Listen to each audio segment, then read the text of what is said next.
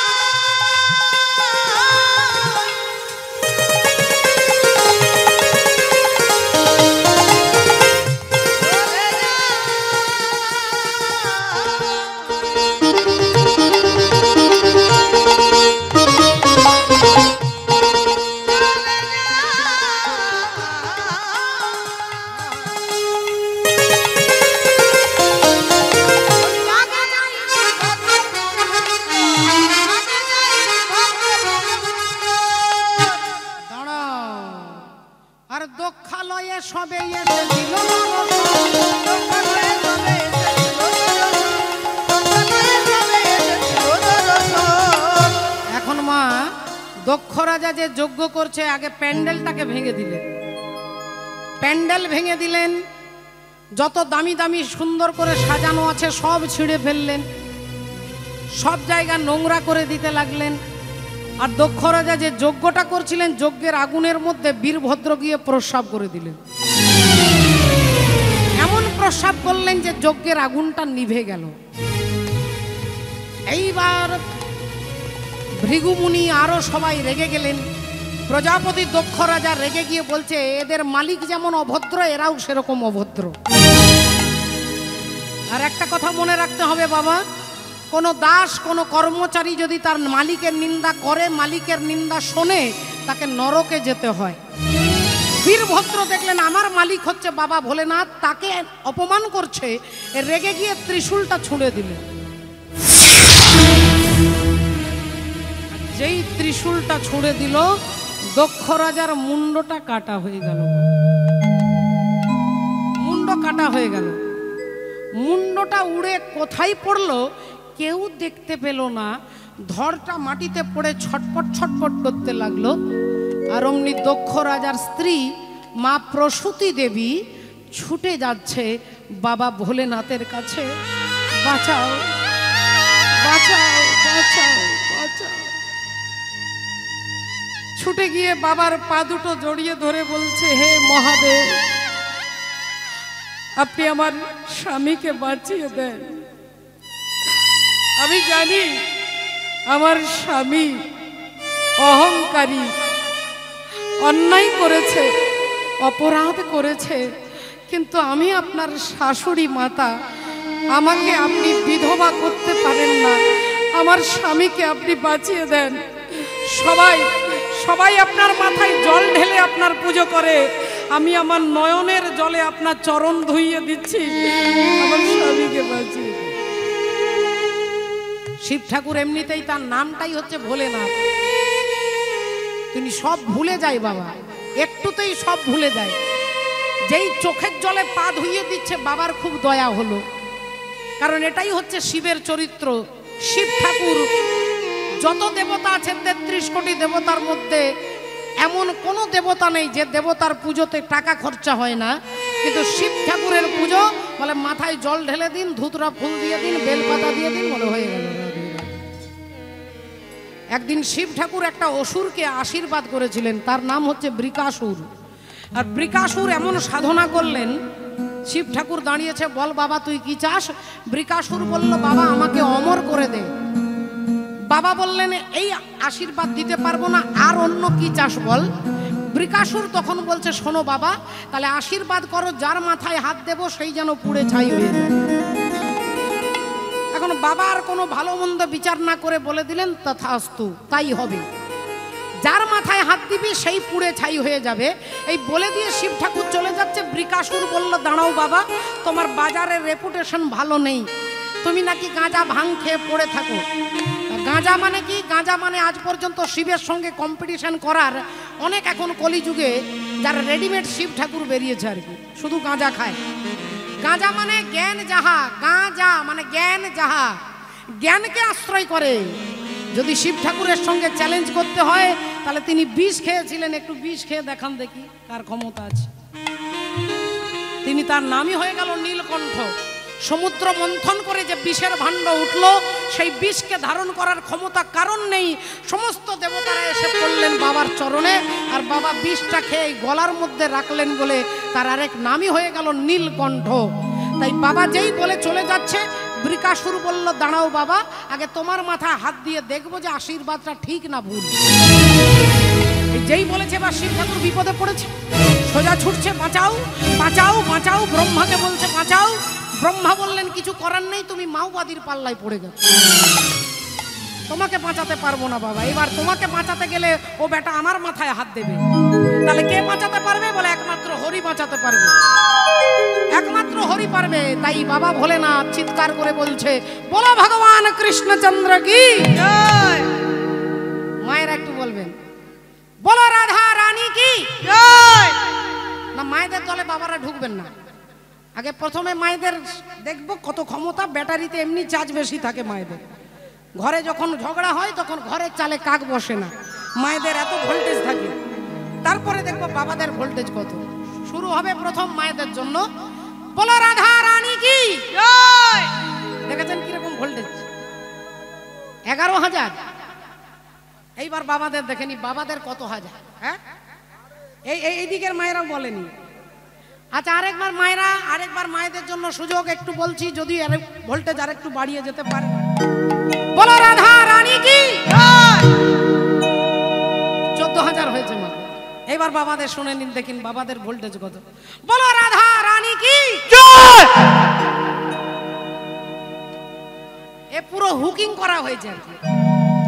হ্যাঁ, ও জরা চল কে বৃন্দাবন দেখো, और शाम में बंसी बजाते मिलेंगे।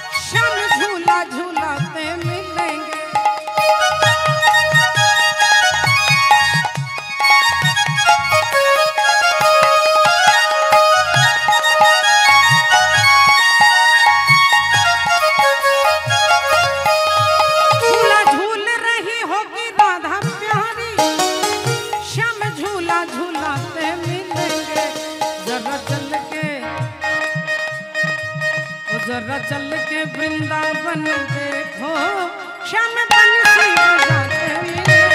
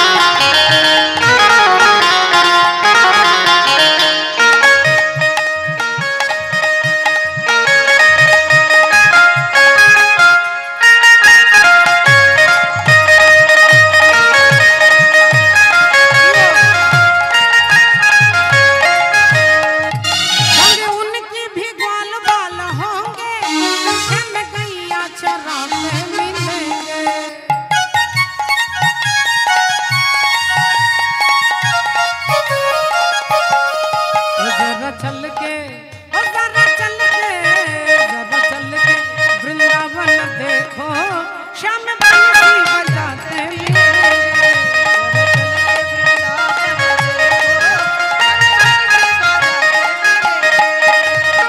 আমি শুধু বৃন্দাবনের জায়গাগুলোর নাম বলবো, আপনারা শুধু রাধে রাধে বলবেন। बोलो वृंदावन में राधे राधे, बोलो गोवर्धन में राधे राधे, बोलो मान गली में राधे राधे, चीर घाट में, बोलो मदन कुंड में,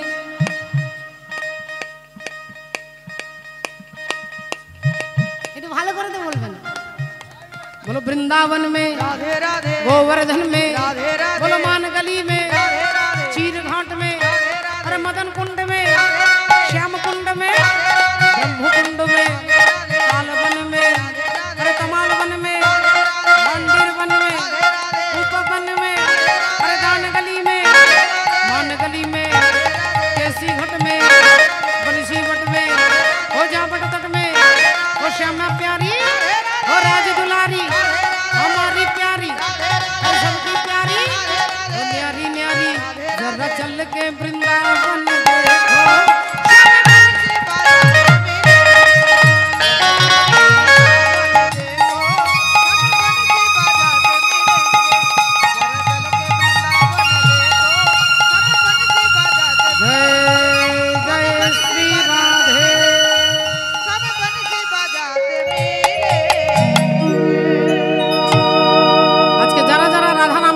এক লক্ষ হরিনাম বললে একবার যদি রাধা নাম বলে 1 লক্ষ নামের সমান হয় মাগো, রাধা নাম যারা বলেছেন। আর যারা যারা ঘুমিয়েছেন চশমা পরে, আপনারা কাল সকালবেলায় কমিটির ভাইদের বলবেন চৈতালি যে কি কীর্তন ঘুমিয়ে শুনলে কিছু বোঝা যাবে। ভক্তিমতী মায়েরা দেখুন, রাধে রাধে। ওমা, এক ভদ্রলোক কোটি কোটি টাকার মালিক, কিন্তু কোনোদিন টাকা দিয়ে না হরিনামে চাঁদা দিয়েছে, না কখনো পুজোতে পুজো করেছে, না ভক্ত সেবা বৈষ্ণব সেবা, কোনোদিন কোনো ভালো কাজ করেনি। একদিন তার স্ত্রী বলছে, হ্যাঁ গো, পাড়াতেই কীর্তন হচ্ছে, আমরা কজন ক্লাবের সদস্যরা কীর্তন করেছে, একটু কীর্তন শুনতে যেতে পারো না? তার স্বামী ভাবলো স্ত্রী যাই ইঞ্জেকশন দিচ্ছে, এর থেকে কীর্তন শোনা ভালো, যাই একটু ঘুরে আসি, কোনোদিন তো যাই না। এখন ভদ্রলোক যে প্যান্ডেলে ঢুকেছে, সব ভক্তরা ডাকছে, আসুন দাদা, আসুন দাদা, আসুন আসুন। বড় লোক যেহেতু সবাই সম্মান দিয়ে ডাকছে, একজন ভদ্রলোক নিজের আসনটা ছেড়ে দিয়ে বলছে, দাদা বসুন, বসুন দাদা বসুন। এখন তিনি বসেছে, আসনে বসে, ঘরে ঘুমোতে দেয়নি, এখানে খুঁটিতে হেলান দিয়ে তিনি নাক ডেকে ঘুমোচ্ছে মাগো। কীর্তন শুরু হয়ে শেষ হয়ে গেছে, ভক্তরা উঠে চলে গেছে, সব চলে গেছে, এখন তিনি নাক ডেকে ঘুমোচ্ছে। যার আসনে বসে আছে তিনি শুধু মুখের দিকে তাকিয়ে আছে, কখন ঘুম ভাঙবে। ঘুম ভাঙাতেও পারছে না, ভয় আছে বড় লোক যদি রেগে যায়। এমন সময়েই হঠাৎ করে চোখ খুলেছে, যেই ভদ্রলোক বললেন, দাদা এবারে যান, কীর্তন শেষ, যান যান দাদা। ইনি আসন নিয়ে ঘরে গেছে, ইনি বাড়িতে এসে স্ত্রী বললো, হ্যাঁ গো 3 ঘন্টা তুমি ছিলে, তা বলি কীর্তনটা কি পালা হয়েছে গো? স্বামী রেগে রেগে বলছে, 3 ঘন্টা ওখানে ছিলাম, 3 ঘন্টায় 3টে কথা শুনেছি।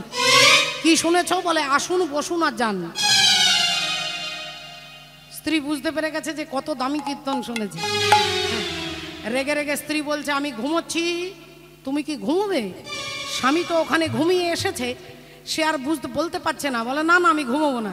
তার রেগে রেগে স্ত্রী বলছে, তাহলে যে 3টে মন্ত্র শুনে এসেছো, ওই 3টে মন্ত্রই জপ করো। বলে স্ত্রী ঘুমোচ্ছে। স্বামী ভাবছে তাহলে ওটা 3টে মন্ত্র, আসুন বসুন যান, সোজা মন্ত্র, খুব ভালো মন্ত্র। বিছানায় বসে চোখ বন্ধ করে শুধু বলছে, আসুন বসুন যান। আর ঠিক তার 1.5 ঘন্টা পরে 5টা চোর ঢুকেছে বাবা। আর চোর ঢুকে দরজা ভেঙেছে, জানালা ভেঙেছে, কাঁচ ভেঙেছে, ভেতরে যাচ্ছে অন্ধকার ঘর। এখন ঘরের পাশ দিয়ে যেই যাচ্ছে, ইনি মন্ত্র বলছে, আসুন। চোরেরা ভাবছে এই হ্যাঁ এই সর্বনাশ, এই বেটা জেগে আছে রে, এইবার কি করব, আমরা তো ভুল করে ঢুকেছি, চল আবার পিছনে ফিরে পালা চল।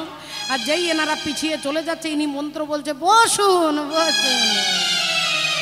চোরের সর্দার বললে, এই রে মনে হয় চিনতে পেরে গেছে, বসুন বলছে, এবার থানাতে ফোন করবে। একজন চেলা বলল, সর্দারজি যা চুরি করেছেন এর পায়ের কাছে রেখে দিয়ে পালান। সব টাকা পয়সা রেখে দিয়ে যেই এরা চলে যাচ্ছে, ইনি চোখ বন্ধ করে মন্ত্র বলছে, যান যান।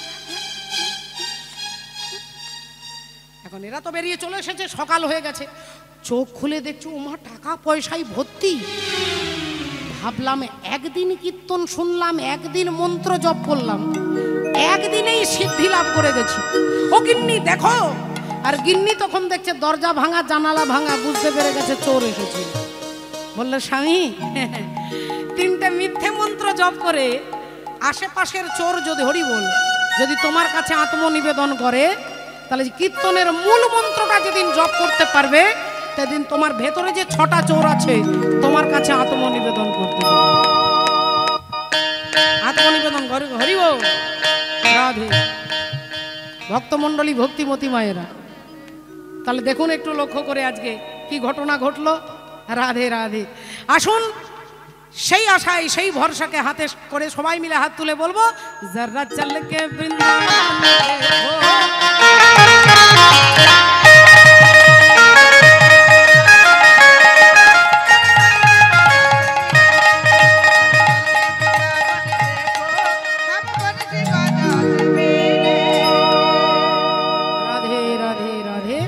আজকে ঘটনা কি ঘটলো। অমনি সৃষ্টিকর্তা ব্রহ্মা বললেন আমি বাঁচাতে পারবো না। এই তখন বাবা ভোলেনাথ ভগবান হরিকে ডাকতে লাগলেন। আর ভগবান হরি একটি ব্রাহ্মণ সেজে হাতে একটা কমণ্ডল নিয়ে, ভগবান বিষ্ণু আসছেন এদিক থেকে, আর এদিক থেকে বাবা শিব ঠাকুর আসছে, পেছনে বৃকাসুর আসছে। ভগবান ইশারা করে বলছে তুমি আমার পিছনে লুকিয়ে যাও, পিছনে আড়ালে চলে এসো। এখন পিঠের দিকে শিব ঠাকুর গিয়ে দাঁড়িয়েছে। বৃকাসুর বলছেন এই যে ব্রাহ্মণ ঠাকুর আপনার পেছনে যে লুকিয়ে আছে, আপনি ওনাকে বার করে দিন, ওনার মাথায় আমি হাত দেব। ভগবান বলে কেন মাথায় হাত দেবে কেন? বলে উনি আমাকে আশীর্বাদ করেছে, যার মাথায় হাত দেব সেই পুড়ে ছাই হয়ে যাবে। তা আশীর্বাদটা নকল না আসল এটা জানবার জন্যই ওনার মাথায় হাত দিয়ে দেখবো আর কি। ভগবান হরি বললেন এক কাজ করুন না, আপনি এত ছুটা দৌড়া না করে নিজের মাথায় একটু হাত দিয়ে টেস্ট করে দেখুন না। বৃকাসুর বললেন আপনি কি ভাবছেন আমি কি হরলিক্স খাই না নাকি? আমার কি বুদ্ধি শুদ্ধি নেই? নিজের মাথায় হাত দেবার যদি আমি পুড়ে ছাই হয়ে যাই। ভগবান বললেন তাহলে এক কাজ করুন, আপনি ভাবছেন আপনি পুড়ে যাবেন তো, তা হাতটা ডাইরেক্ট মাথায় দেবেন না, হাতটা একটু ওপরে রাখুন, মাথার ওপরে রাখুন। যদি মাথাটা গরম লাগে তাহলে জানবেন আশীর্বাদ ঠিক আছে, আর মাথা যদি ঠান্ডা থাকে তাহলে জানবেন আশীর্বাদের কোনো দাম নেই। বৃকাসুর ভাবলেন আইডিয়াটা খারাপ নয়। হ্যাঁ, রাধে রাধে। আচ্ছা ঠিক আছে, হাতটা মাথার ওপরে রেখেছি। ভগবান বললেন মাথা কি গরম লাগছে? বৃকাসুর বললেন না। তাহলে হাতটা আরেকটু নামান। আরেকটু নামিয়েছি। এবার বলুন গরম লাগছে? আগে না। ভগবান বললেন আরেকটু নামান না। আরেকটু নামিয়েছি। এবার লাগছে দেখুন, এবার কিন্তু গরম লাগা উচিত। বললেন না গরম লাগছে না। না আরেকটু নামান। একবারে মাথার কাছে নামিয়েছি। দেখুন এবারে কিন্তু গরম হিট হয়ে যাওয়ার কথা, এবার কিন্তু গরম লাগার কথা না, গরম লাগছে না। বলে তাহলে 100% গ্যারেন্টি দিচ্ছেন আর আশীর্বাদের কোনো দাম নেই। আর অমনি বৃকাসুর দুম করে যেই মাথায় হাত দিয়েছে অমনি পুড়ে ছাই হয়ে গেছে। এই হচ্ছে বাবা ভোলেনাথ। ভগবান বললেন যখন আশীর্বাদ দেবে তখন একটু ভাবনা চিন্তা করে দেবে আর কি। তা সেই ভোলেনাথের পায়ে ধরে শাশুড়ি মাতা কাঁদছে যে আমার স্বামীকে আপনি বাঁচিয়ে দেন। অমনি ভোলেনাথ বললেন মা তুমি কেঁদো না, আমি আমার শ্বশুর মশাইকে বাঁচিয়ে দেব। দেবতাদেরকে বলছে যাও এনার মুন্ডটা ফেরত নিয়ে এসো। দেবতারা বললেন যে মুখ দিয়ে শিব নিন্দা করেছে আমরা সেই মদন সেই মুখ ফেরত আমরা দেব না। না তাহলে কি হবে, আমার শ্বশুর মশাইকে বাঁচাবো কি করে? ইন্দ্র বললেন আপনি যা হোক একটা কিছু করুন, আমরা কিন্তু ফেরত দেব না। অগত্যা কি করবে বাবা ভোলেনাথ, কার মুন্ডটা মাথায় বসাবে, কার কার চিন্তা করতে করতে করতে একটা ছাগলের মুন্ড বসিয়ে দিয়েছে। দক্ষ রাজার মাথার ঘাড়ের ওপরে ছাগলের মুন্ড বসিয়ে দিয়েছে। কেন হাতির মুন্ড বসাতে পারতেন, রয়্যাল বেঙ্গল টাইগারের মুন্ড বসাতে পারতেন, হরিণের মুন্ড, শৃগালের মুন্ড, একটা ছাগলের মাথা বসিয়ে দিলেন কেন বাবা? ছাগলের মাথাটা বসানোর কারণটা কি? ও মা ছাগল কিরকম ডাকে মাগো? আপনারা খুব ভালো পারবেন করে দেখ ছাগল কিরকম ডাকে। হ্যাঁ না ভালো রিহার্সাল হচ্ছে না, আমি করতে পারবো না, আমি করলে তো আপনারা চৈতালি ছাগল বলবেন আর কি। হ্যাঁ ম্যা ম্যা ম্যা বলে ম্যা ম্যা ম্যা ম্যা ম্যা ম্যা কি ম্যায় মানে আমি, ম্যায় মানে আমি। আর অহংকারী ব্যক্তি যারা তারা আমি কথাটা বেশি বলে। আমি ওই হরিনামে 50,000 টাকা চাঁদা দিয়েছি, আমি ওর মেয়ের বিয়েতে 20,000 টাকা দিয়েছি, আমি ওই জায়গাটা কিনে দিয়েছি, আমি ওই গাড়িটা ওকে দিয়েছি, আমার এটা আছে। অহংকারী ব্যক্তি আমি ভাষাটা বেশি বলে বলে দক্ষ রাজা যেহেতু অহংকারী, তাই তার মাথার ঘাড়ের ওপরে ছাগ মুন্ডটাকে বসিয়ে দিলেন। দক্ষ রাজা তো প্রাণ ফিরে পেল, শিব ঠাকুরের পায়ে ধরে ক্ষমা চাইলেন, তিনি ভেতরে চলে গেলেন। আর বাবা ভোলেনাথ ওই যে সতী যে আগুনে ঝাঁপ দিয়ে দেহ ত্যাগ করেছিলেন, ওই মরাটাকে কাঁধের উপরে তুলে নিলেন, কাঁধের উপরে তুলে নিলেন। আমার আপনার চেয়ে আপন যে জন, খুঁজি তারে আমি আপনাই। আমার আপনার চেয়ে আপন যে জন, খুঁজি তারে আমি আপনাই। আপনার চেয়ে আপন যে জন, খুঁজি তারে আমি আপনাই।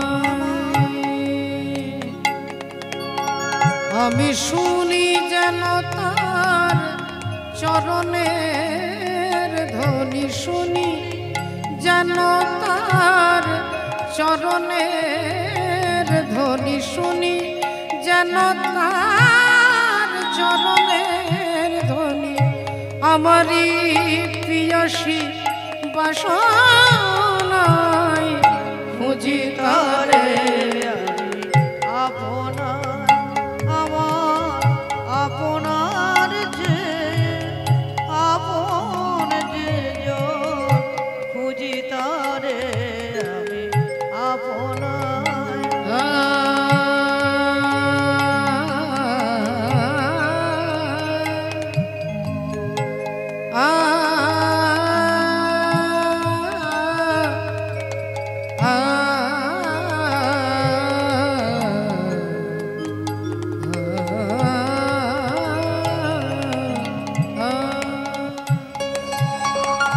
আমার মনের তৃষিত আকাশে কাঁধে সে চাতক আকুল পিয়াসে,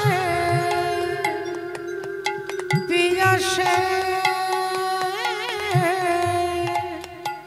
পিয়াসে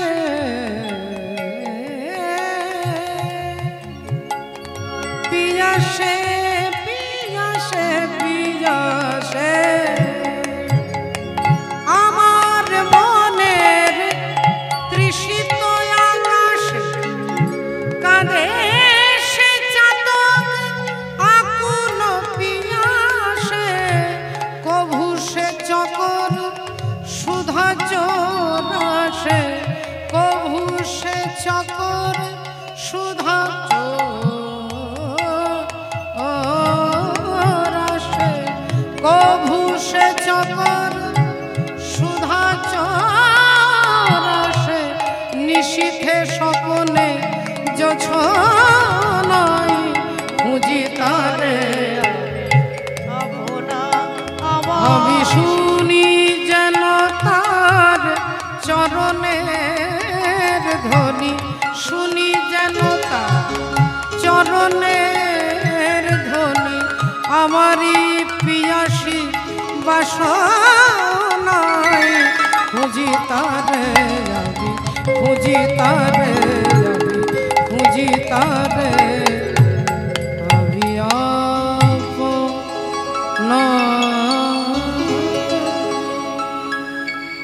মরাটাকে কাঁধে তুলে নিয়েছেন বাবা ভোলেনাথ। আর কাঁধে তুলে নিয়ে স্বর্গ মর্ত পাতাল তাণ্ডব নৃত্য করছে, তাণ্ডব নৃত্য। রাধে রাধে।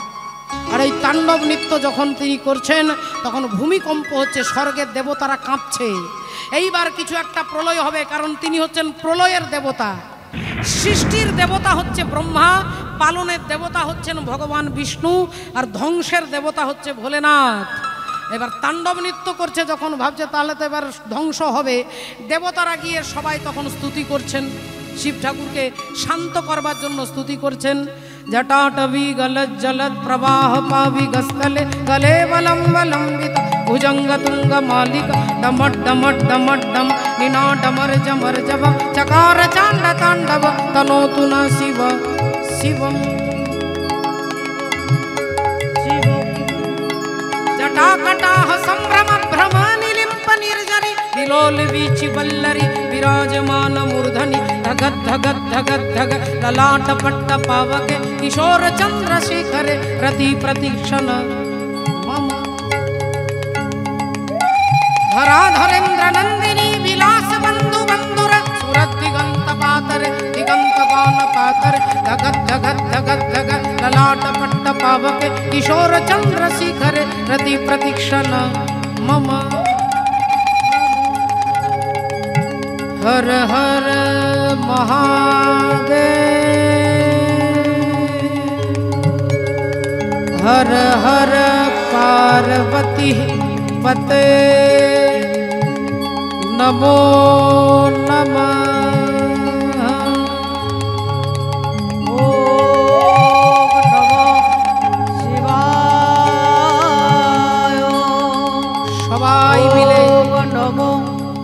ভগবান বিষ্ণুর কাছে এলেন। আপনি পারবেন শান্ত করতে, কারণ এরপরে ধ্বংস হয়ে যাবে সৃষ্টি। এই তখনই ভগবান শ্রীহরি সুদর্শন চক্রকে বললেন, যাও, যতক্ষণ মা সতী ওর কাঁধে থাকবে ততক্ষণ ওনাকে শান্ত করা যাবে না। তাই সুদর্শন চক্র দিয়ে মায়ের দেহটাকে 51 টুকরো করা হলো, 51 জায়গায় পড়লো, 51 সতী পীঠ সৃষ্টি হলো বাবা। একবারে কামরূপ কামাখ্যা থেকে কন্যাকুমারী পর্যন্ত 51টা জায়গায় 51 টুকরো পড়েছিল। রাধে রাধে, হরি বল, হরে কৃষ্ণ। নাম হলো সতীপীঠ, হলো বাবা ভোলেনাথ। যখনই দেখলো সতী আর কাঁধে নেই, তিনি স্থির হয়ে ধ্যানের মধ্যে সমাধিস্থ হয়ে গেলেন। দেবতারা ভাবলো, যাক, তাহলে স্বর্গ মর্ত পাতাল রক্ষা হয়ে গেল, শান্ত হয়ে গেল। 87,000 বছর সমাধিস্থ হয়ে গেলেন বাবা ভোলেনাথ। কিন্তু এদিকে একজন অসুর দেবতাদের ওপরে অত্যাচার চালাচ্ছে, তার নাম হচ্ছে সম্বরাসুর। আর সেই অসুরকে আবার ব্রহ্মা বর দিয়েছে যে তুমি শিব ঠাকুরের ছেলে কার্তিকের হাতে মরবে। তাহলে শিব ঠাকুরের ছেলে সতী দেহত্যাগ করেছে, তখন পর্যন্ত কোনো ছেলে মেয়ে নেই। এবার আবার ভোলেনাথ বিয়ে দেবে, তারপরে কার্তিকের জন্ম হবে, তারপরে অসুরকে মারবে। এইবার দেবতারা চিন্তায় পড়ে গেছে, কি করা যাবে। ভগবান বিষ্ণু এসে বাবা ভোলেনাথের মাথায় হাত দিয়ে বললেন, ভোলেনাথ, বলো ঠাকুর, না তোমাকে আমার একটা কথা রাখতে হবে। বলো দয়াময়, তুমি যা বলবে তাই শুনবো। বললেন, তোমাকে বিবাহ করতে হবে। কিন্তু আমি তো ঠাকুর আমার সতী ছাড়া আর কাউকে স্ত্রী রূপে বরণ করতে পারবো না। বলেন, তোমার সতী যখন আগুনে ঝাঁপ দেয়, তোমার নাম উচ্চারণ করতে করতে দেহ ত্যাগ করেছিল বলে ওই সতী আবার হিমালয় রাজার মেয়ে পার্বতী রূপে জন্মগ্রহণ করেছে। তাই তোমাকে পার্বতীকে বিবাহ করতে হবে। দেখুন ভক্তিমতী মায়েরা, একটু লক্ষ্য করে দেখুন, আজকে যেই এ কথা বলেছেন বাবা ভোলেনাথ বললেন, সতী যদি পার্বতী হয় তাহলে আমার বিয়ে করতে কোনো আপত্তি নেই। কারণ শিবের শক্তি হচ্ছে মা, পুরুষের শক্তি হচ্ছে নারী, স্বামীর শক্তি হচ্ছে স্ত্রী। এ কথা আমি বানিয়ে বলছি না, আমার বানানো কথা নয় বাবা, আপনারা মানবেন কেন? রাধে রাধে। বলে ভগবান রামের শক্তি হচ্ছে সীতা, কৃষ্ণের শক্তি হচ্ছে রাধা। চতুর্দল মূলাধারে কুণ্ডলিনী সর্বাকারে জীবাত্মাকে বন্দী করে হয়ে আছে অচেতন। গুরুদত্ত মন্ত্র বীজে কুণ্ডলিনী জাগবে নিজে, ষড়পদ্ম ষড়সীজে ক্রমে ক্রমে আরোহণ। স্বাধিষ্ঠান লিঙ্গদ্বারে চন্দ্র সাধে চন্দ্র জুড়ে, নাভিপদ্ম মণিপুরে রাধাকুণ্ড সুশোভন। দ্বিপদ্ম অনাহুটে ক্ষেমকণ্ড পাবি দেখিতে, কণ্ঠপদ্ম বিশুদ্ধ তাতে অপ্রাকৃত সেই যুগল। চূড়া মধ্যে চূড়ামণি ব্রহ্মপাশে স্থিতি, পাঠ মধ্যে মহাবিষ্ণু করণে বসতি। চক্ষুতে শ্রী কালাচাঁদ করিতেছে ধ্যান, নাসিকাতে নিত্যানন্দ করে মধুপান। কর্ণেতে চৈতন্য গোসাই হয়ে সাবধান, মুখেতে ভদ্রাক্ষ বসি 32 যোগান। জিউহাতে নারদ মুনি বাজায় কোন্দল, জিউহার নিচে বসে নদী গয়া গঙ্গা জল। আল জিউহায় সরস্বতী, বামেতে শ্রীরাম, কণ্ঠেতে শ্রীকানাই, বাহুতে বলরাম। হস্তেতে শ্রী গোবিন্দ দান অধিপতি, সপ্তদ্বীপে জগন্নাথ করেন বসতি। নাভি বলে ব্রহ্মা সদা করিতেছে লীলা, লিঙ্গে মহাদেব বসি লয়ে চন্দ্রকলা, গুজ্জদ্বারে বসি আছে নাড়ুয়া গোপাল, কামিনীর সঙ্গে কেলি বড়ই রসাল, হাঁটুতে শক্তির স্থিতি বসুমতি পায়, 18 মোকান তত্ত্ব শুনো সমুদায়। এই সব তত্ত্ব কথা যেই জন জানে, নরলোকে তুচ্ছ তারে দেবলোকে মানে। একদিন রামচন্দ্র রাবণকে বিনাশ করে সীতা দেবীকে ফিরিয়ে নিয়ে এসে সবাইকে মিলে বসেছে।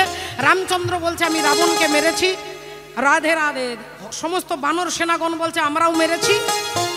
রামচন্দ্র বললেন আমি 10 মাথাযুক্ত রাবণকে মেরেছি। এই বলে নিজের হাতের দিকে বাহুর দিকে তাকাচ্ছে আর একবার করে হাত দিয়ে চাপড়াচ্ছে। আর যেই নিজের বাহুটা দেখাচ্ছে অমনি সীতা দেবী হেসে ফেলেছে। রামচন্দ্র বললেন সীতা তুমি হাসছো কেন? মা সীতা বলে উঠলেন আপনি 10 মাথা রাবণকে মেরেছেন, পাতালে এমন একজন রাবণ আছে যার 1000টা মাথা আছে। 1000টা মাথা, সহস্র মাথাযুক্ত রাবণ আছে, আপনি তাকে মারতে পারবেন? রামচন্দ্র বললেন কেন পারবো না? এই রাবণকে যদি মারতে পারি ওকে কেন পারবো না? সঙ্গে সঙ্গে 3টে দল নিলেন। একটা বিভীষণের দল, একটা সুগ্রীবের দল আর একটা রামচন্দ্রের দল। 3টে দল মিলে যাচ্ছে আজকে পাতালে। আর পাতালে যে অসুর আছে সহস্র মাথাযুক্ত রাবণ, তিনি কি করলেন যখনই দেখছে যে 3টে দল আসছে, তিনি ওখানেই বসে চোখ বন্ধ করে 3টে তীর ছুঁড়ে দিলেন। আর যেই 3টে তীর ছুঁড়ে দিয়েছে,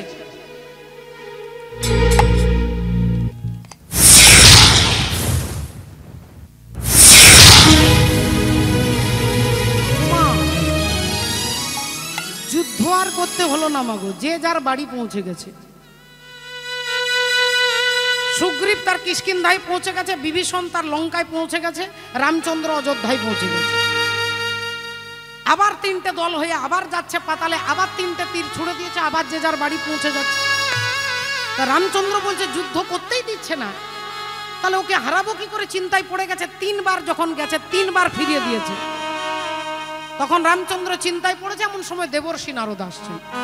কি ব্যাপার প্রভু, তোমাকে চিন্তিত মনে হচ্ছে? বলেন হ্যাঁ, একজন অসুর আছে, তাকে মারবার জন্য আমরা যাচ্ছি, কিন্তু যাবার আগে সে আমাদেরকে ঘর পাঠিয়ে দিচ্ছে।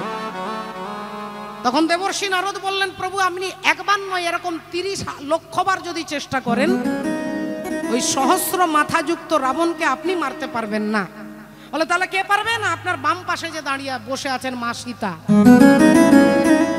বলে সীতার হাত পা গুলো তুলোর থেকেও কোমল, সে কিনা পারবে একটা অসুরকে মারতে? বলে আপনি কি শুধু জান না, বলুন না। রামচন্দ্র হাত জোড় করে সীতা দেবীকে বলছে সীতে, তুমি যদি পারো ওই অসুরকে বিনাশ করতে, তাহলে দয়া করে এই সৃষ্টিকে রক্ষা করো। আর অমনি মা সীতা সঙ্গে সঙ্গে নিজের চুলের খোঁপা বাঁধাটা খুলে দিলেন, আর খুলে নিয়ে মাথাটাকে যেই নাড়া দিলেন, এই যেই চুলটা খুলে নাড়া দিলেন, অমনি একজন ও সৃষ্টি হলো একজন শক্তিময়ী মা, যার নাম হচ্ছে ভদ্রকালী। আর ওই ভদ্রকালীকে বললেন যাও, অসুর এমনি এমনি মরবে না, ওর 1 ফোঁটা রক্ত যদি মাটিতে পড়ে, এরকম সহস্র মাথাযুক্ত রাবণ 1000 সৃষ্টি হবে। এই রক্ত যাতে মাটিতে না পড়ে তার জন্যই তিনি শ্রীগালিনী হলেন। আর দেখেছেন আপনারা মা কালীর রক্ত পান করছে শ্রীগালিনী রূপ ধারণ করে। যত রাক্ষসী সবই হচ্ছেন ভদ্রকালী, যাতে না রক্তটা 1 ফোঁটাও পড়ে তার জন্য তিনি তাকে বিনাশ করলেন। আর বিনাশ করে এমন তিনি ক্রোধে থরথর করে কাঁপতে লাগলেন, দেবতারা তাকে শান্ত করতে পারছেন না। তখন বাবা ভোলেনাথ চিন্তা করলেন এনাকে শান্ত করতে গেলে একমাত্র কি করতে হবে না, বাবা ভোলেনাথ রাস্তার মাঝখানে শুয়ে পড়লেন। আর ভদ্রকালী লাফাতে লাফাতে যাচ্ছে, এমন সময় শিব ঠাকুরের বুকের উপরে চরণটা তুলে দিল।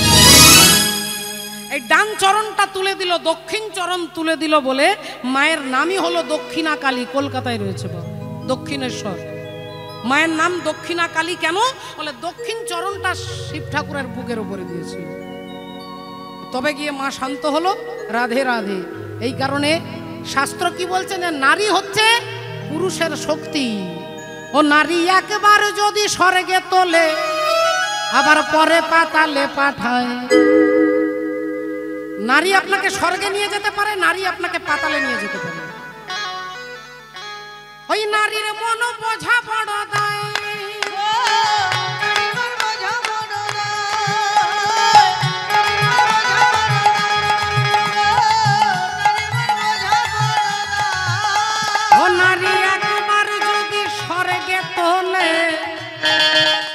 দেখো পরে পাতালে পাঠাই নারীর মন বোঝা বড় দায়।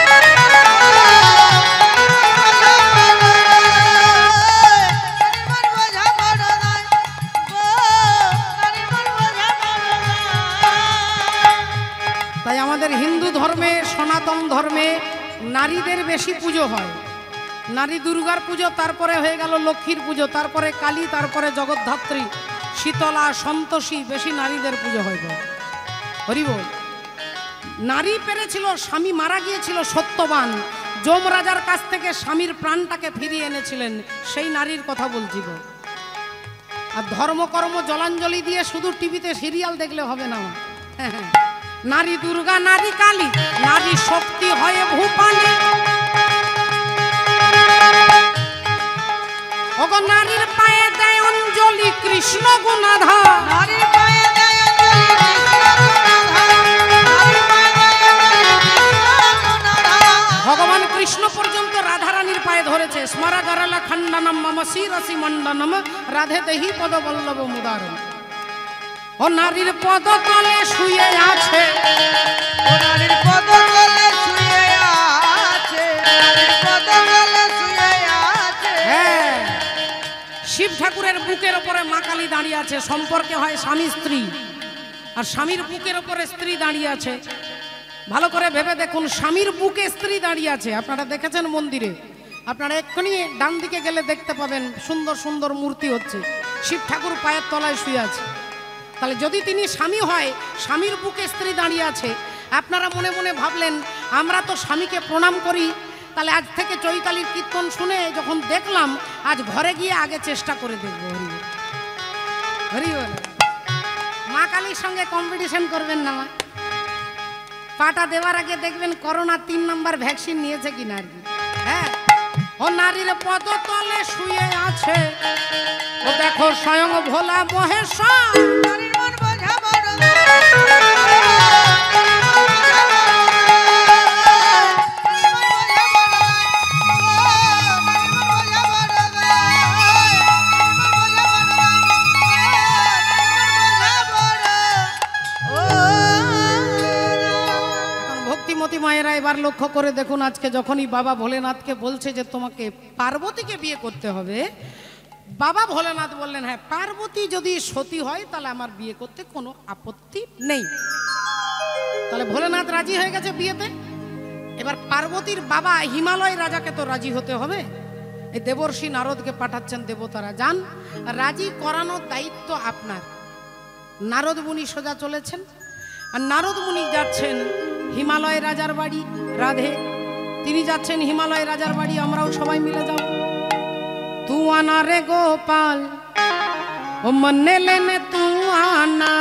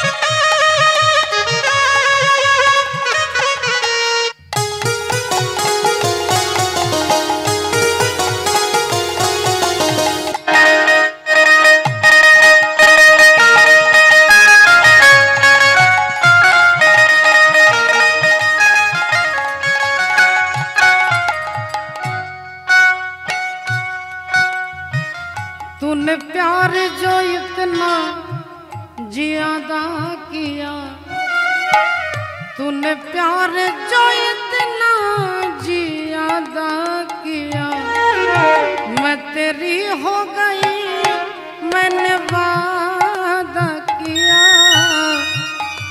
मैंने प्यार जो इतना ज्यादा किया मैं तेरी हो गई मैंने वादा किया। हाथी ना लाना गोपाल घोड़े ना लाना हुआ ना रे गोपाल मन्ने लेने मन्ने लेने मन्ने लेने तू आना।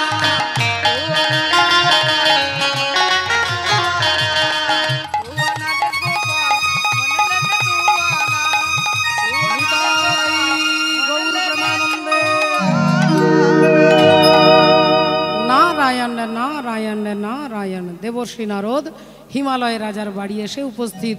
हा हा कि भाग्य आमार आपनार मतो वैष्णवेर एसेছেন पदार्पण হয়েছে कि भाग्य आमार चरण धुइয়ে দিয়ে একটু সুন্দর করে শরবত দিয়ে বাতাস করে দিলেন।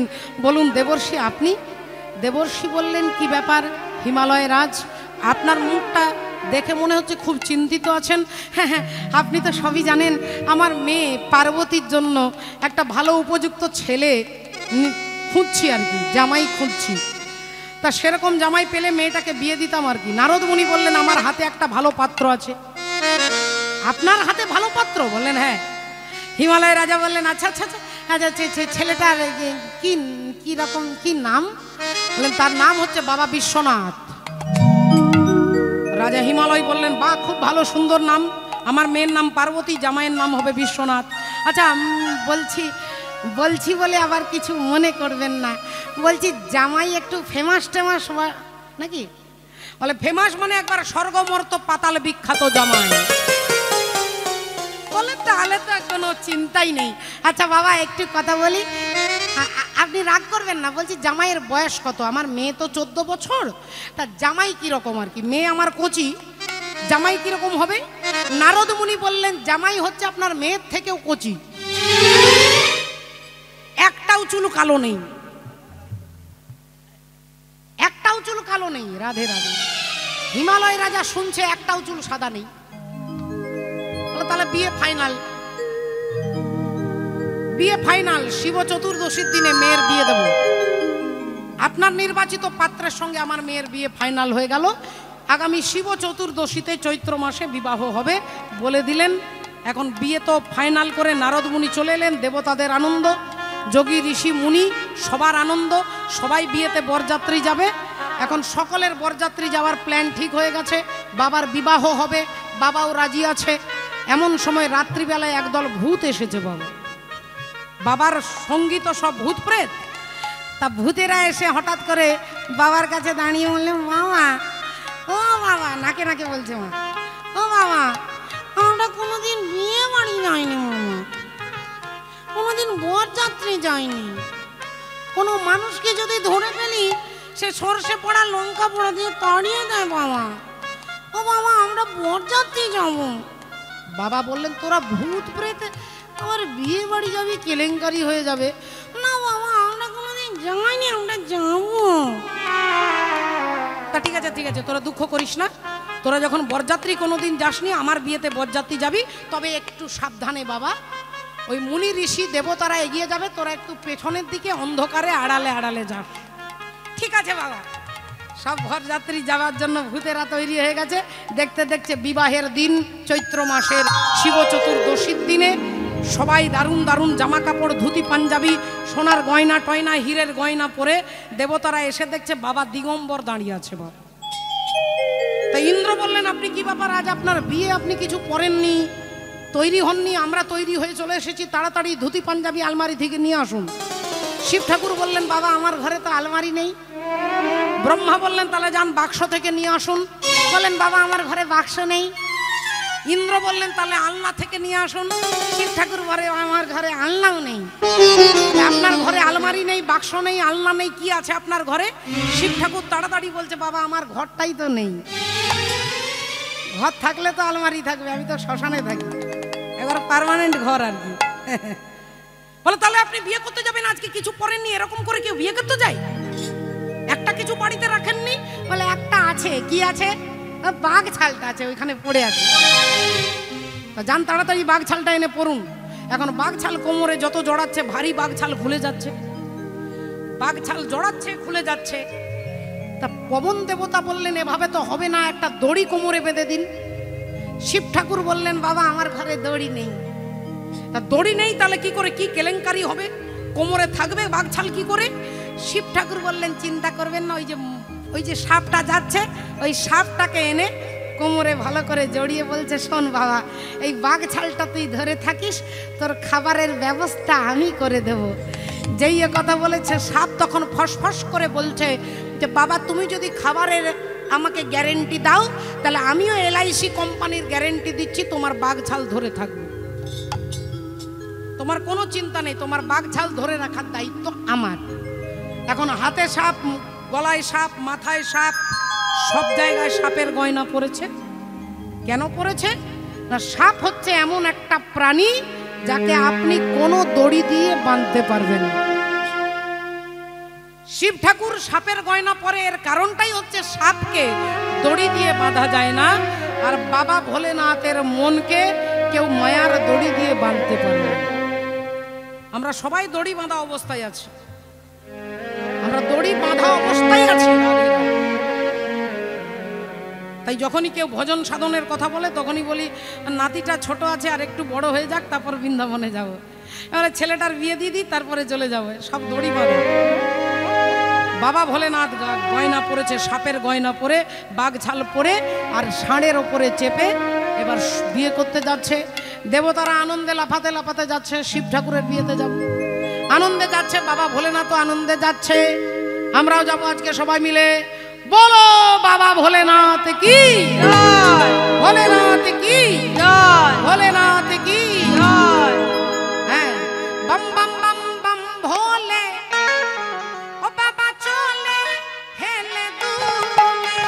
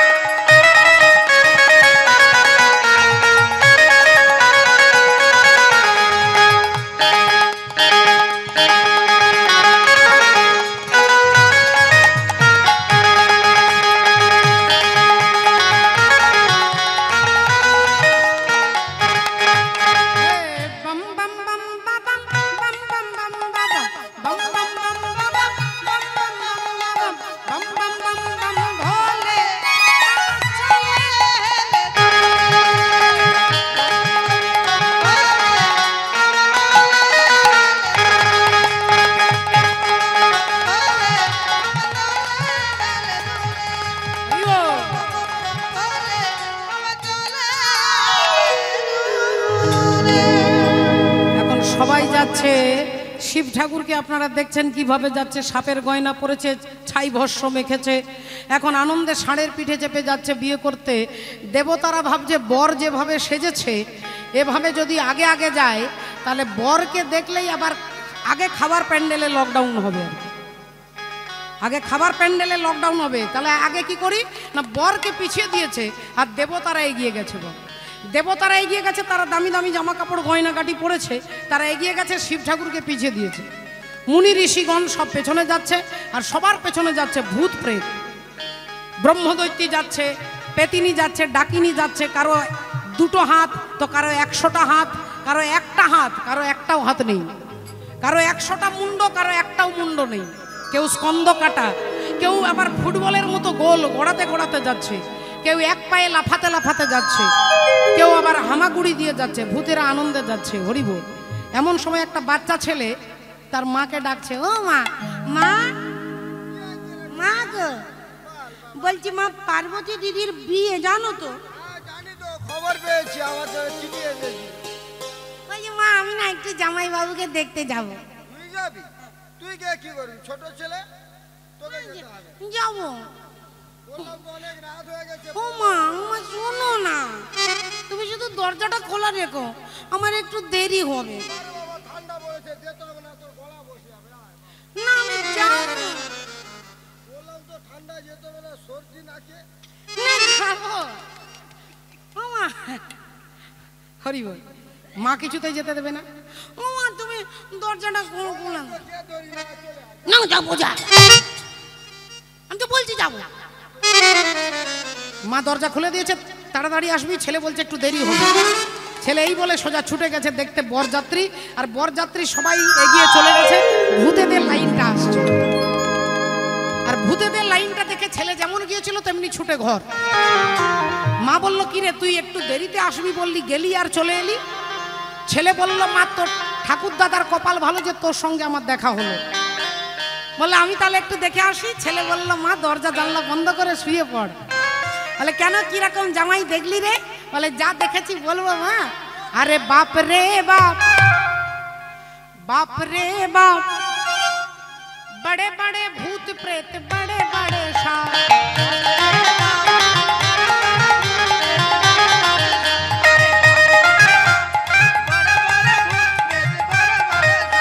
अरे कोई इनके हाथ है कोई इनके नहीं,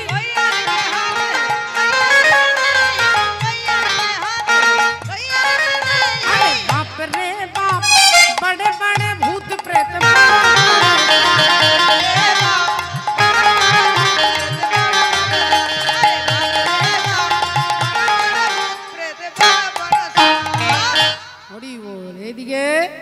দেবতারা এগিয়ে আছে, বর পিছিয়ে আছে। দেবতারা ভাবলো আগে খাওয়া দাওয়াটা সেরে নি, কারণ বিয়ে বাড়িতে কেলেঙ্কারি একটা হবেই। এখন দেবতারা খাওয়া দাওয়া করেছে, মুনি ঋষিগণ সব খাওয়া দাওয়া হয়ে গেছে, শেষে ভূতেরা প্যান্ডেলে বসেছে। এখন যিনি প্রথমে পাতা দিতে গেছে তিনি ভাবছে যার 100টা মুখ তাকে কটা পাতা দেবো, আর যার একটাও মুখ নেই তাকে যখন পেরিয়ে যাচ্ছে তিনি বলছে দাদা এখানে পাতা দিয়ে যান। এখন যিনি প্রথমে ভাত নিয়ে যাচ্ছে তিনি আর ডাল নিয়ে যাচ্ছে না, তা বাইরে থেকে যে বালতিটা ধরিয়ে দিচ্ছে সে বলছে ডালটা দিয়ে দে। বলে আমি দিতে পারবো না, তুই দে। বলে কেন, তুই ভাত দিলি ডাল দিতে পারবি না? বলে তুই যা, তুইও একবার গেলে আর দুবার যাবি না। হরি বলো হরি কৃষ্ণ। কত কেলেঙ্কারি করে ঝামেলা করে যা হোক ভূতেদের খাওয়া দাওয়া হলো। এদিকে হিমালয় রাজা দেবর্ষি নারদকে নিয়ে দাঁড়িয়ে আছে।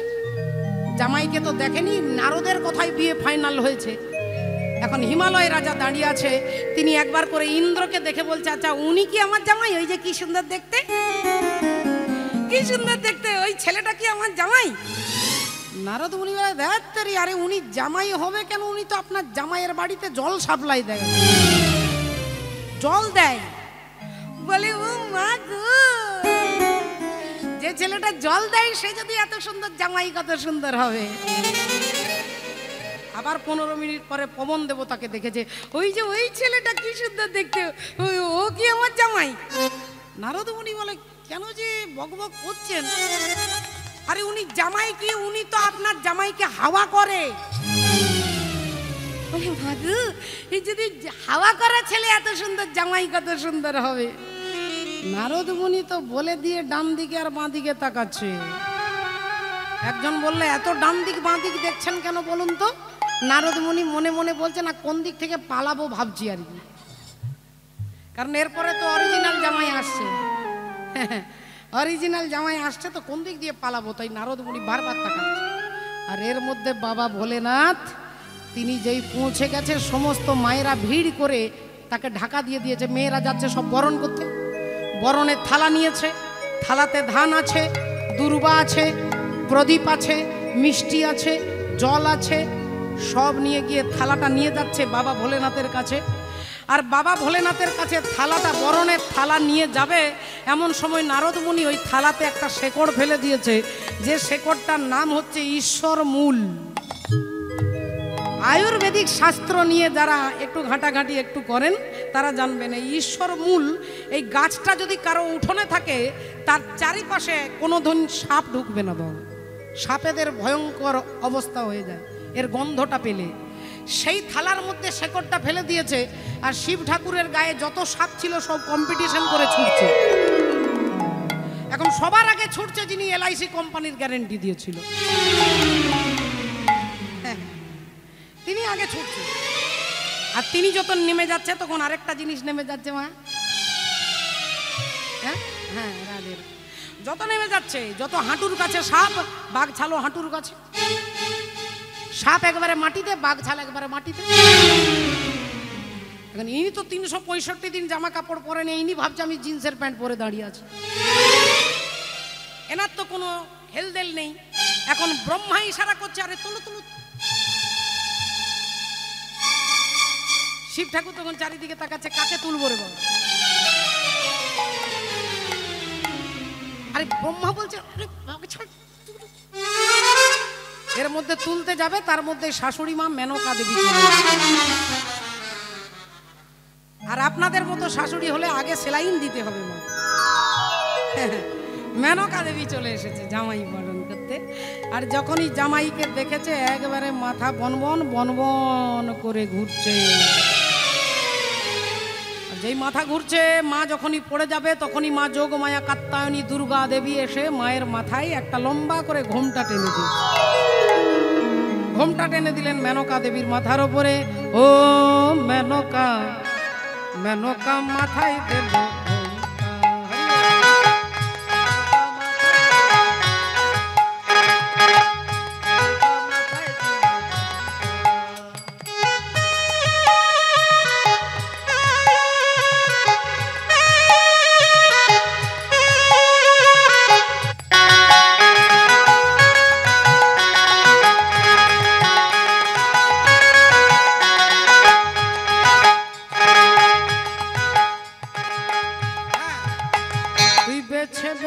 করলি জামাই, তুই বেছে বেছে করলি জামাই, ল্যাংটা রে ল্যাংটা রে ল্যাংটা রে ল্যাংটা। মেনকা মাথায়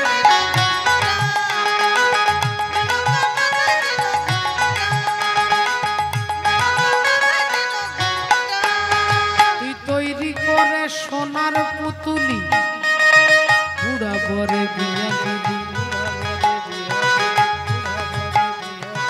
যেতে যেতে মাথা নড়ে বাতাসে তার গাটলে, মেনকা তোর জামাইয়ের দেখি হাতুর গলার ঘন্টা রে ঘন্টা রে ঘন্টা। মেনকা মাথায় দিল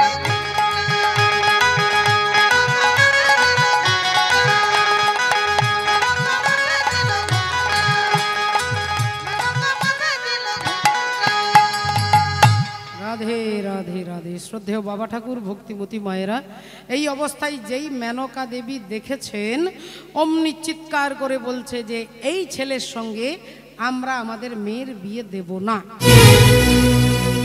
এবার হিমালয় রাজা রেগে গেছে দেবর্ষি নারদের উপরে, আপনি এত বড় অন্যায় আমার সঙ্গে করতে পারলেন? হ্যাঁ, এ আমার জামাই, এ আমার জামাই হবে? আপনি কত বড় মিথ্যে কথা বলছেন। আপনি বলছেন যে আমার জামাই নাকি আমার মেয়ের থেকে কচি, এ তো একবারে বুড়ো। দেবর্ষি নারদ বললেন দেখুন আমি মিথ্যে কথা বলিনি, হরি বল, আমি মিথ্যে বলিনি। আপনার মেয়ের বয়স বলেছেন 14, কিন্তু এনার বয়স কত কেউ বলতে পারবে না। এনার 70 বছর, 80 বছর, 90 বছর হলে তবে তো বুড়ো বলবো, এনার কত বয়স কেউ বলতে পারবে না, তাই আমি বলেছি কচি। আপনি কি করে বললেন স্বর্গমর্ত পাতাল বিখ্যাত? বলেন হ্যাঁ, আপনার জামাই স্বর্গমর্ত পাতাল বিখ্যাত বলেই তো তার নাম ত্রিপুরারি। 3টে অসুর ছিল, 3 ভাই, আর 3 ভাই ব্রহ্মার কাছে বর পেয়েছে যে আমরা একসঙ্গে মরবো, একসঙ্গে মরবো, 5 মিনিট আগে মরবো না, 5 মিনিট পরে মরবো না, একসঙ্গে আমাদেরকে যে মারতে পারবে তবে আমাদের মৃত্যু হবে। ব্রহ্মা বললেন তথাস্তু। আর অমনি 3 ভাই 3 জায়গায় চলে গেল, একজন পাতালে, একজন মর্তে, একজন স্বর্গে। ভাবলেন এবার তো আমাদেরকে কেউ মারতে পারবে না। স্বর্গে যারা গেছে দেবতাদেরকে উৎপীড়ন করছে, মর্তে মানবকে, ঋষি মুনিদেরকে অত্যাচার করছে, পাতালে গিয়ে বিভিন্ন প্রাণীদেরকে অত্যাচার করছে।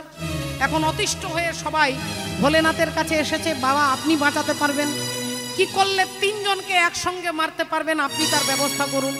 বাবা ভোলেনাথ পাতালে গেলেন ত্রিশূলটা নিয়ে, আর ত্রিশূলটা যেই ছুঁড়ে দিল ওই তিনজনের বুকে একসঙ্গে স্বর্গ মর্ত পাতাল ভেদ করে গেলেন। এই তিনটে অসুরকে মেরেছিল বলে বাবার নামই হলো ত্রিপুরাসুর, ত্রিপুরারি। ওনাদের নাম ত্রিপুরাসুর, এনার নাম হলো ত্রিপুরারি। তো হিমালয় রাজা বলেছিল যে আমার যে জামাই হবে তার একটা বিশেষ কি গুণ? নারদ মুনি বলেছিলেন ভিতর বাহির সমান। আপনার যে জামাই হবে তার ভিতর বাহির সমান। তা আজকে হিমালয় রাজা বলছে আপনি কত বড় মিথ্যে কথা বলেছেন, আপনি এই ছেলেটার সঙ্গে আমার মেয়ের বিয়ে দিয়ে বলছেন ভিতর বাহির সমান। নারদ মুনি বললেন বাবা দেখুন আমি মিথ্যে বলি না, এনার দিকে তাকিয়ে দেখুন, এনার ভেতরেও কাপড় নেই আর বাইরেও কাপড় নেই, না আছে ভেতরে কাপড় না আছে বাইরে কাপড়। তাই আমি বলেছি না এই ছেলের সঙ্গে আমরা আমাদের মেয়ের বিয়ে দেব না, বিয়ে এখান পর্যন্ত স্থগিত রইল, এই বিয়ে ক্যান্সেল, বিয়ে হবে না, বিয়ে হবে না। সবাই এবার গালে হাত দিয়ে হতাশায় পড়ে গেল। মা পার্বতী তখন মালাটা নিয়ে বসেছিলেন, আর যেই বলল বিয়ে হবে না অমনি মালাটাকে নিয়ে বুকে নিয়ে কাঁদতে কাঁদতে বলছে মহাদেব আমি আগের জন্মেও আমার বাবার মুখ থেকে তোমার নিন্দা শুনেছিলাম, দক্ষ রাজার মুখে আমি আগুনে ঝাঁপ দিয়েছি, এ জন্মে যদি তোমার নিন্দা আমাকে শুনতে হয় আমাকে আবার আত্মহত্যা করতে হবে। তাই এই মালাটা যেন আমি তোমাকে পরাতে পারি, এই মালা যেন তোমাকে আমি পরাতে পারি। আহা মালা গাথা শেষ না হতে তুমি এলে ঘরে, শূন্য হাতে তোমায় বরণ, ওগো শূন্য হাতে তোমায় বরণ করব কেমন করে, তুমি এলে ঘরে। মালা গাথা মালা গাথা শেষ না হতে তুমি এলে ঘরে, আকুল কেশে পা মুছিয়ে আমি করব বাতাস আঁচল দিয়ে, ওগো নয়ন হবে আরতি, আমার নয়ন হবে আরতি, তোমার পূজার তরে তুমি এলে ঘরে।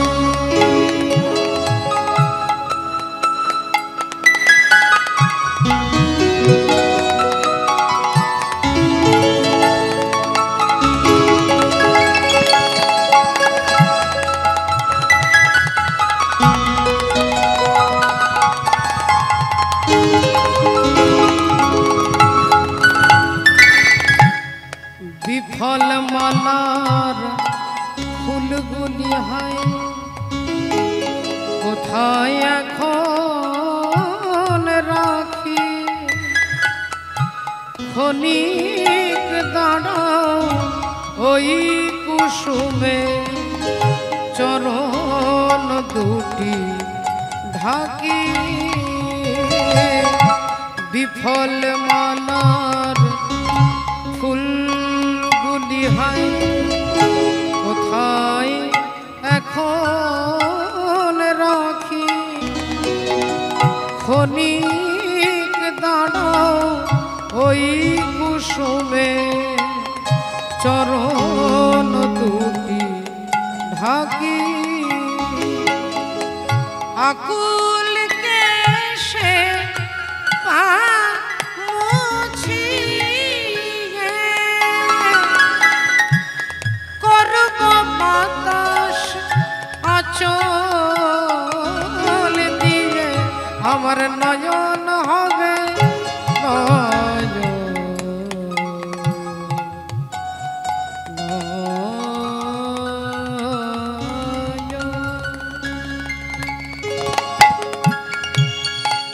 আমার নয়ন হবে আরতি তোমার পূজার করে তুমি ঘরে মালা গাথা শেষ না হতে তুমি এলে ঘরে তুমি এলে ঘরে তুমি এলে ঘরে। তাই আমি আগের জন্মে তোমার নিন্দা শুনেছি, এ জন্মে তোমার নিন্দা শুনবো না। আমাকে আত্মহত্যা করতে হবে। তুমি তোমার দিব্য রূপ আমার বাবা মাকে দর্শন করাও। আমার বাবা মা তোমার আসল চেহারা দেখতে পাচ্ছে না, দেখছে সেই জটা জুটো তোমার বেশ আলু থালু বেশ। তুমি তোমার দিব্য রূপ দর্শন করাও দয়াময়। অমনি বাবা ভোলেনাথ তার দিব্য রূপ ধারণ করে দাঁড়ালেন। কি রকম রূপ? বাবা ভোলেনাথকে প্রণাম করার মন্ত্র, কর্পূর গৌরম করুণাবতারম সংসার সারম ভুজগেন্দ্রহারম সদা বসন্তম হৃদয়ার বৃন্দে ভবম ভবামি সহিতং নমামি। কর্পূর গৌরম, কর্পূর যারা দেখেছেন, কর্পূর কর্পূর বলেন, ঠাকুরের পুজোতে লাগে। কর্পূর যেমন সাদা, বাবা ভোলেনাথ সেই রূপ নিয়ে দাঁড়ালেন। করুণাবতারম সংসার সারম ভুজগেন্দ্রহারম সদা বসন্তম হৃদয়ার বৃন্দে ভবম ভবামি সহিতং নমামি। এই যখন দিব্য রূপ নিয়ে বাবা ভোলেনাথ দাঁড়ালেন, তখনই মা পার্বতী মালাটা নিয়ে এগিয়ে এলেন। আর আনন্দে হিমালয় রাজার মেনকা দেবী আনন্দে নেচে উঠলেন। ভাবলেন এইরকম আমাদের জামাই আমরা তো আগে দেখিনি। অমনি মা গিয়ে কি করলেন, বাবার গলায় মালাটা পরিয়ে দিলেন। আজ মিলিল হরের বামে নবীনা কিশোরী, মিলিল হরের বামে নবীনা কিশোরী, মিলিল হরের বামে নবীনা কিশোরী। পশু পাখি উন্মত্ত দুহুরূপ হেরি, পশু